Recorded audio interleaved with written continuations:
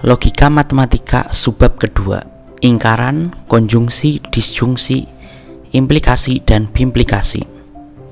Yang pertama, ingkaran atau disebut juga dengan negasi. Ingkaran dari suatu pernyataan adalah suatu pernyataan baru yang dibentuk dari suatu pernyataan awal sehingga nilai kebenarannya berubah. Jika P adalah suatu pernyataan, maka negasi P merupakan ingkaran dari pernyataan tersebut. Kemudian ingkaran dapat disusun dengan menggunakan kata tidak benar atau bukan. Untuk simbol ingkaran atau negasi, dia disimbolkan dengan tanda seperti ini.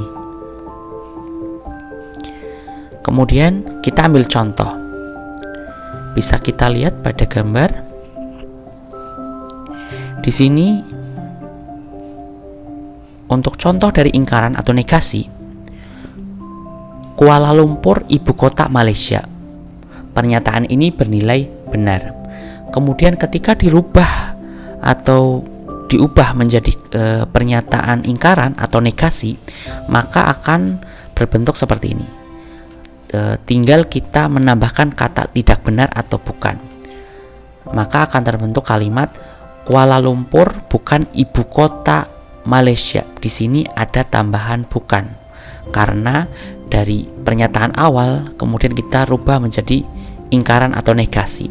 Atau bisa menggunakan kata tidak benar, kita taruh di awal kalimat, maka negasi P atau ingkaran P menjadi tidak benar Kuala Lumpur ibu kota Malaysia. Maka pernyataan tersebut atau kalimat tersebut menjadi bernilai salah. Kemudian contoh yang kedua, S 10 dikurangi 3 kurang dari 5. Pernyataan ini bernilai salah. Kemudian ketika dirubah menjadi ingkaran atau negasi, negasi S menjadi tidak benar bahwa 10 dikurangi 3 kurang dari 5. Maka pernyataan ini ketika dirubah menjadi kalimat ingkaran atau negasi, dia menjadi bernilai benar. Yang semula kalimat ini atau pernyataan awal dia bernilai salah. Atau menggunakan tanda berlawanan. Untuk negasi S, yaitu 10 dikurangi 3 lebih dari sama dengan 5. Maka pernyataan ini menjadi bernilai benar. Yang tadinya dia di pernyataan awal mempunyai lambang pertidaksamaan kurang dari, maka kemudian dirubah menjadi kalimat ingkaran atau negasi. Tanda pertidaksamaannya berubah, yang tadinya kurang dari menjadi lebih dari sama dengan.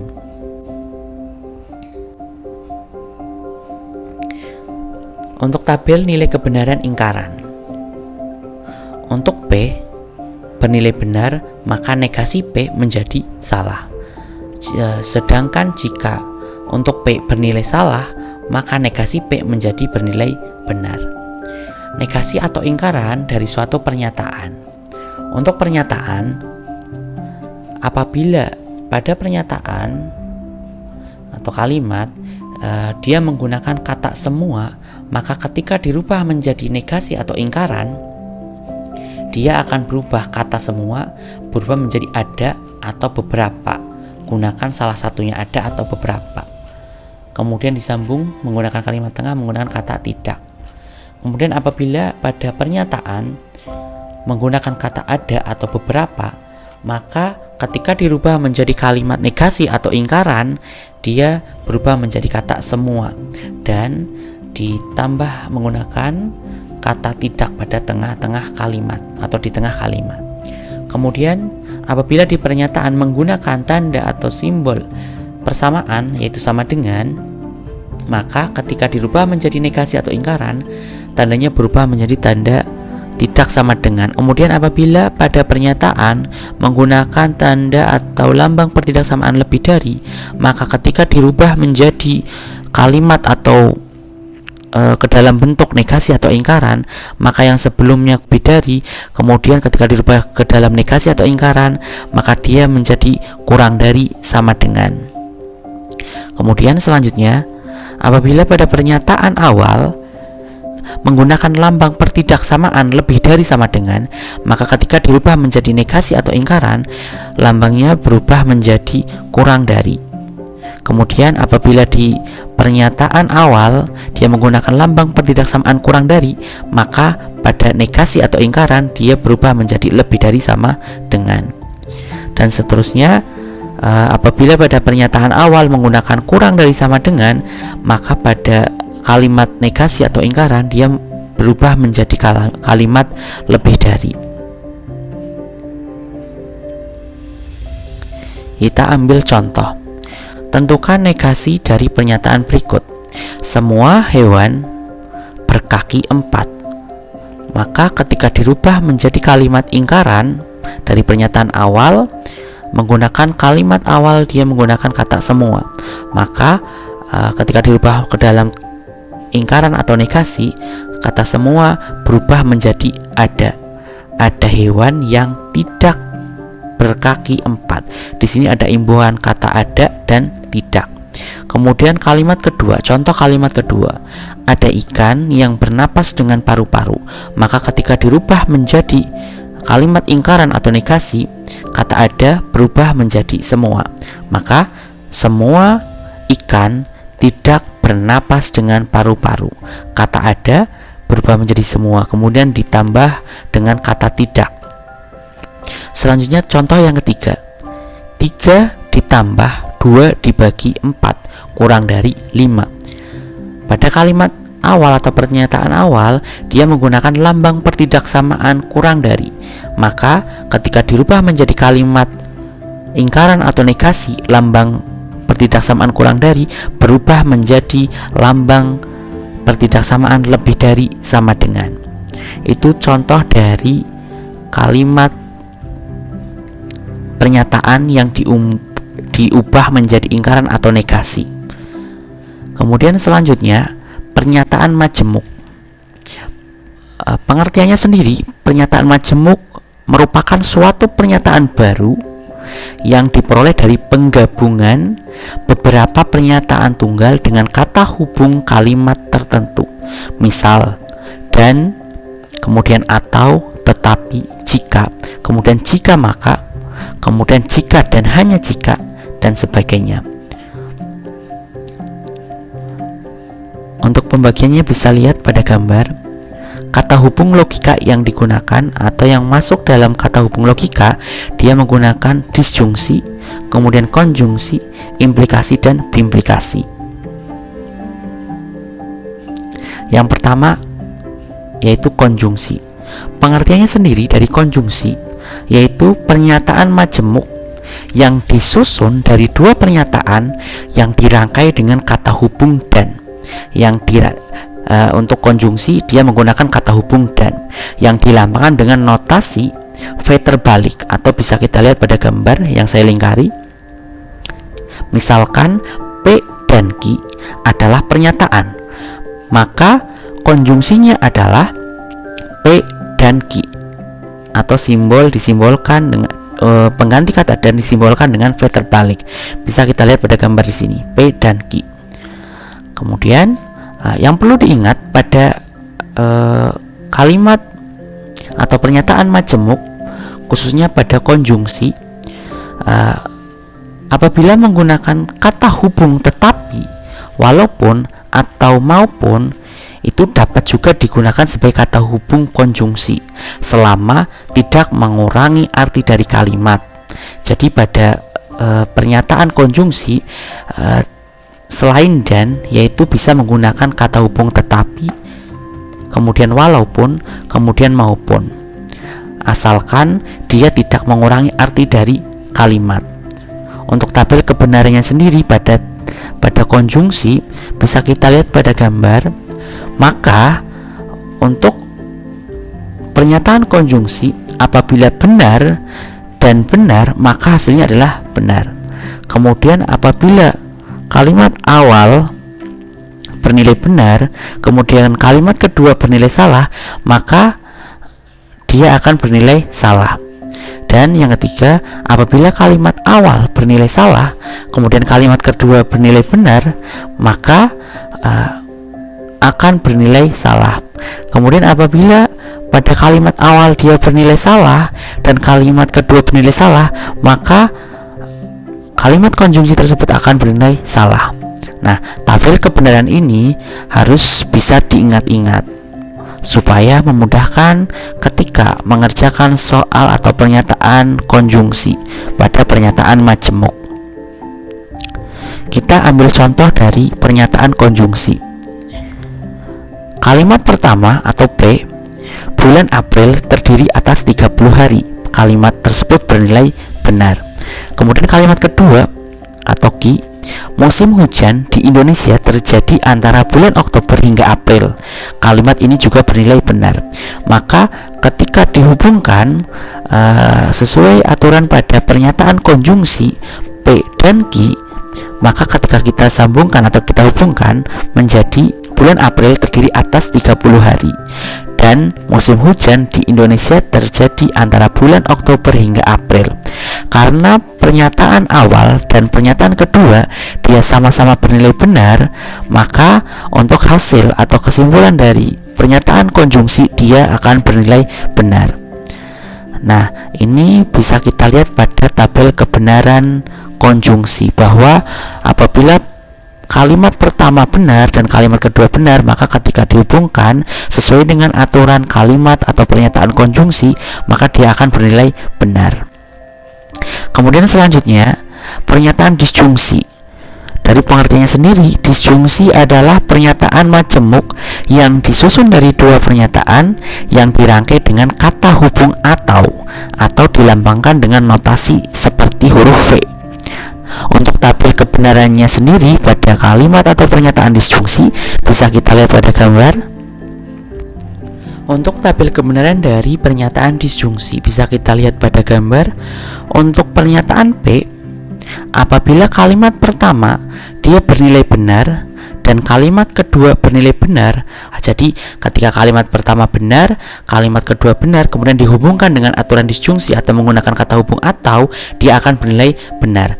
Kemudian untuk kalimat pertama bernilai benar dan kalimat kedua bernilai salah, kemudian apabila dihubungkan dengan aturan disjungsi atau menggunakan kata hubung atau, kalimat awal benar, kalimat kedua salah, maka dia akan bernilai benar. Kemudian yang ketiga, apabila kalimat awal bernilai salah, kemudian kalimat kedua bernilai benar, kemudian ketika dihubungkan menggunakan kata hubung atau menggunakan aturan disjungsi, maka dia akan bernilai benar.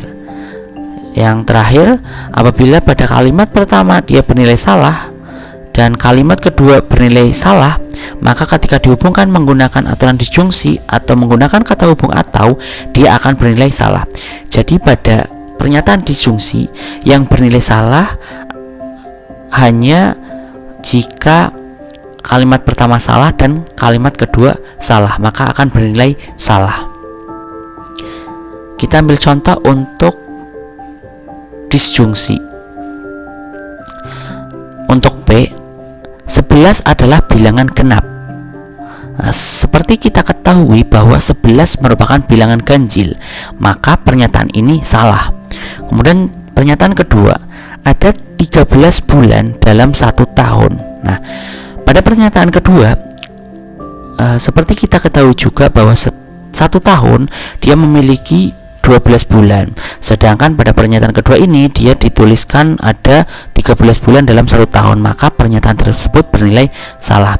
Kemudian ketika dihubungkan menggunakan kalimat hubung atau kata hubung atau P atau Q, 11 adalah bilangan genap atau ada 13 bulan dalam 1 tahun.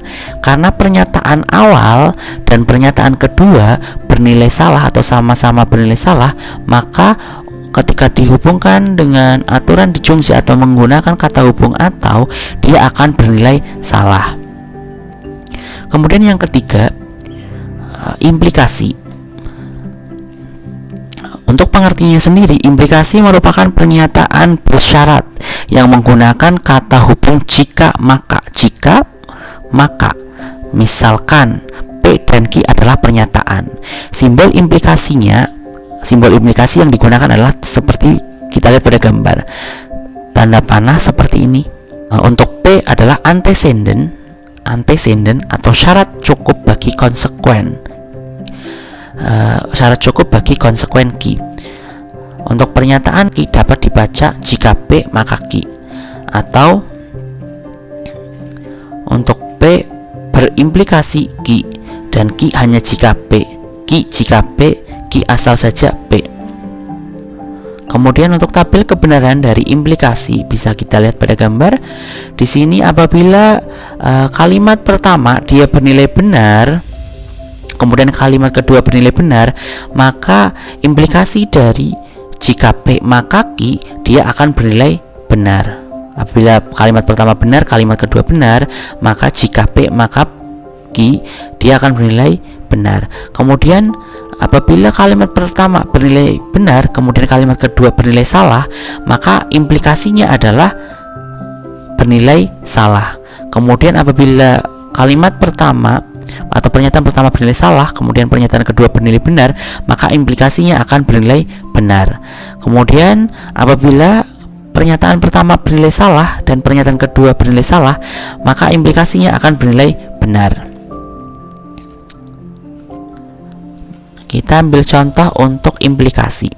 Tentukan nilai kebenaran dari kalimat jika ada hewan berkaki 4 maka ayam berkaki 4. Untuk penyelesaiannya, misalkan P ada hewan berkaki 4, dia bernilai benar.